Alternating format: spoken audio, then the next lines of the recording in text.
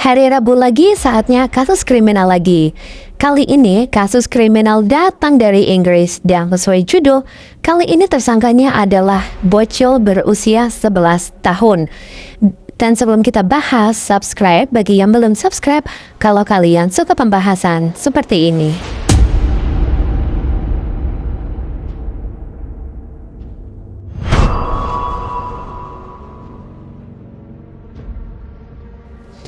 Mary Bell lahir di Inggris 26 Mei 1957 dari seorang ibu bernama Elizabeth Betty Bell. Nah, masa kecil Mary Bell ini berada di lingkungan yang kurang baik. Jadi Elizabeth ini adalah seorang PSK.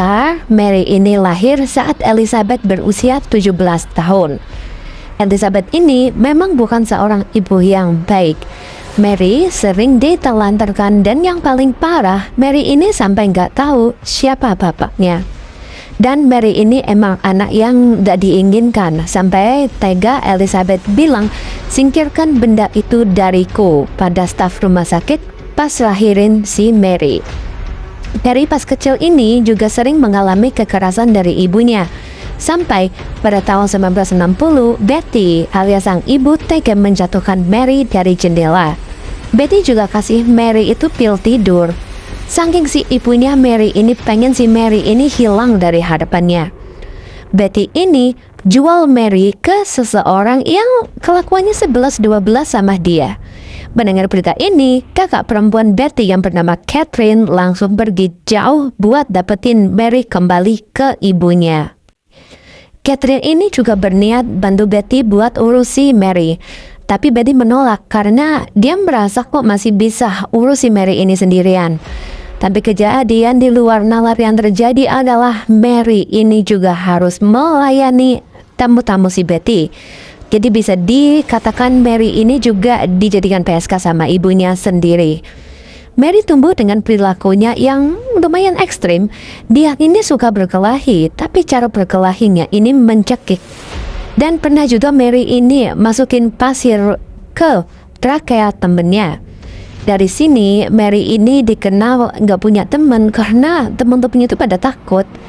Tapi tidak dengan Norma Joyce Bell yang mau bersahabat dengan Mary. Saking takutnya teman-temannya Mary ini nggak berani natap matanya. Karena konon kalau Mary sudah natap tajam seseorang, dia adalah targetnya. Dan pada 11 Mei 1968, ada anak cowok lagi main sama Mary dan Norma. Entah kenapa anak cowok ini itu didorong sejauh 2 meter dan mengakibatkan luka robek di kepalanya. Tapi anak cowok ini nggak yakin siapa yang udah dorong dia, antara Mary atau si Norma. Dan di hari yang sama, para orang tua lapor polisi mengeluhkan kelakuan Mary dan Norma. Soalnya mereka berdua ini mencekik anak-anak mereka pas main di bak pasir. Dan pas anak-anak ini diinterview, Mary ini nggak mau ngaku, tapi Norma bilang bahwa Mary mencoba mencekik anak-anak tersebut. Tapi di sini setelah polisi mendapat laporan tersebut, polisi tidak mengambil tindakan apa-apa karena mengingat usia Mary ini masih sangat belia.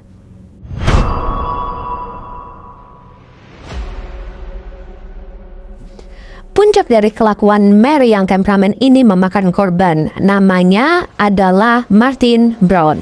Jadi ceritanya Martin ini sedang main sama Mary dan Norma di sebuah rumah yang terbengkalai. Entah apa yang terjadi di antara mereka, dan yang pasti Mary ini mencekik Martin dan saat itu usianya masih 4 tahun. Nah, ketemunya jasad Martin ini pas ada anak-anak lain yang main di situ pada sore hari. Jasad Martin ini ditemukan dengan kondisi tangan di atas kepalanya dan ada bercak darah dan busa di sekitar mulutnya. Mendengar kabar ini, ada seorang pekerja lokal bernama John Hall melakukan CPR ke Martin, tapi sayangnya Martin sudah meninggal dunia. Nah, pas John Hall ini melakukan CPR, di situ ada Mary dan Norma yang juga melihat, tapi mereka diusir dari situ. Besoknya jenazah Martin Brown ini diotopsi, tapi yang aneh, dibilang Martin ini adalah keracunan. 26 Mei, Mary ulang tahun dan Mary merayakan ulang tahunnya dengan cara yang di luar jangkauan BMKG. Jadi saat itu Mary dan Norma membobol tempat daycare dengan cara mencopot genteng. Dan sudah masuk, Mary dan Norma merusak dalam daycare tersebut. Besoknya, staf melaporkan kejadian ini ke polisi. Dan setelah polisi cek, polisi menemukan 4 catatan yang menyatakan bertanggung jawab atas penghilangan nyawa Martin Brown. Catatan itu berisi tulisan, "Aku membunuh supaya aku bisa kembali." Catatan lain menunjukkan, "Kami telah membunuh Martin Brown, brengsek kau bajingan." Yang ketiga, "Pergi, kita membunuh. Awas, Fanny dan Fagot." Dan yang catatan terakhir adalah, "Kalian tikus karena kami membunuh Martin. Pergi Brown. Kau awas ada pembunuhan di sekitar Fanny, Fagot, dan dasar kalian bajingan." Setelah temuan ini, yang bikin mind-blowing adalah polisi cuma anggap ini prank. Dan 2 hari kemudian Martin ini dimakamkan. Mary dan Norma datang ke rumah Martin tanpa ada rasa bersalah, bilang mau ketemu Martin. Tapi ibunya bilang, "Maaf, kalian gak bisa ketemu Martin, soalnya Martin sudah meninggal."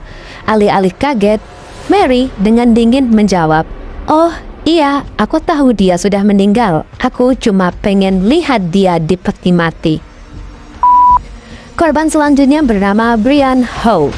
Jadi ceritanya, tanggal 31 Juli sore hari diketahui Brian main di pinggir jalan bersama saudaranya, anjingnya, dan juga ada Mary dan Norma.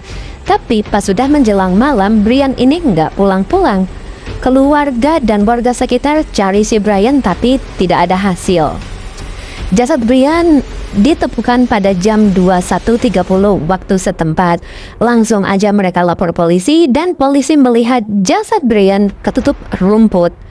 Jasad Brian ini bibirnya udah biru, ada goresan di lehernya dan ada gunting patah di dekat kakinya. Polisi menyimpulkan bahwa Brian ini hilang nyawanya karena dicekik. Tapi setelah diteliti, lubang hidung Brian ini dijepit juga. Terdapat juga ada luka tusuk di kaki, rambutnya dipotong, dan kelaminnya dipotong. Dan juga yang paling mind-blowing adalah ada inisial M di perutnya. Terdapat pula serat kain berwarna abu-abu dan warna merah marun, tapi itu bukan berasal dari Brian. Berdasar temuan ini, polisi melakukan perburuan besar-besaran. Nah, 2 anak ini yang diinterogasi adalah Mary dan Norma. Karena banyak saksi yang bilang 2 anak ini yang terakhir main sama si Brian. Norma awalnya itu lebih mudah tersinggung dan Mary ini jauh lebih calm dan teliti. Mereka terus mengelak dan bilang mereka lihat Brian setelah makan siang. Interogasi masih dilakukan keesokan harinya. Mary bilang kalau dia ingat ada seorang anak laki-laki main bersama Brian dan mukul Brian. Mary juga bilang anak laki-laki itu tertutup rumput kayak lagi guling-gulingan dan juga punya gunting. Mary juga bilang kalau anak itu juga coba motong ekor kucing, tapi susah, jadinya bengkok. Dan dari sinilah polisi tahu bahwa Mary adalah pelaku sebenarnya, karena cuma polisi yang tahu tentang gunting tersebut.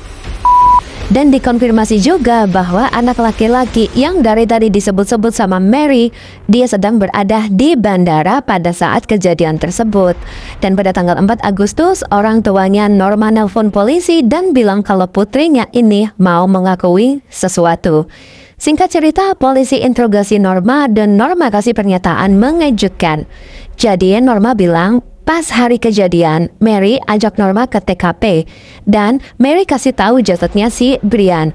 Mary juga bilang ke Norma kalau dia enjoy pas mencekik Brian. Gak cuma itu, Mary juga praktekin gimana cara dia menghabisi Brian. Dan juga inisial M di perut Brian. Polisi mengajak Norma ke TKP dan Norma menunjukkan di mana silet yang disembunyikan Mary. Silet itu adalah silet yang buat kasih inisial M di perutnya si Brian. Tanggal 5 Agustus di dini hari, polisi datang ke rumah Mary. Pada saat itu, Mary masih mengelak, tapi Norma ini juga kekeh bilang kalau emang Mary ini pelakunya. Dan dari pemeriksaan forensik, serat abu yang ditemukan itu cocok dengan baju Mary. Dan yang marun ini punyanya si Norma. Dengan perbuatannya, Norma dan Mary didakwa atas pembunuhan Brian. Mary mendengar ini santai aja, nggak keberatan. Tapi Norma nangis-nangis karena dia merasa tidak melakukan apapun. Dan setelah dievaluasi psikologis, memang si Mary ini ada gangguan kepribadian psikopat. Mary dinyatakan bersalah atas penghilangan nyawa dan menjadikannya pembunuh wanita termuda di Inggris. Norma dinyatakan bebas dari segala hukuman, dan sekarang Mary Bell ini sudah bebas, tapi dia mendapatkan identitas, tempat tinggal, dan kehidupan baru. Dan negara ini emang benar-benar menutupi masa lalu Mary, dan sampai detik ini tidak ada yang tahu keberadaan Mary Bell. Pelajaran penting yang bisa kita ambil adalah jauhkan anak-anak dari lingkungan yang tidak baik, sayangi dan lindungilah anak sedini mungkin dari orang-orang toksik, manipulatif, dan playing victim. Dan sekian dulu video yang panjang sekali kali ini. Jangan lupa subscribe biar nggak ketinggalan video kriminal menarik lainnya. Bye!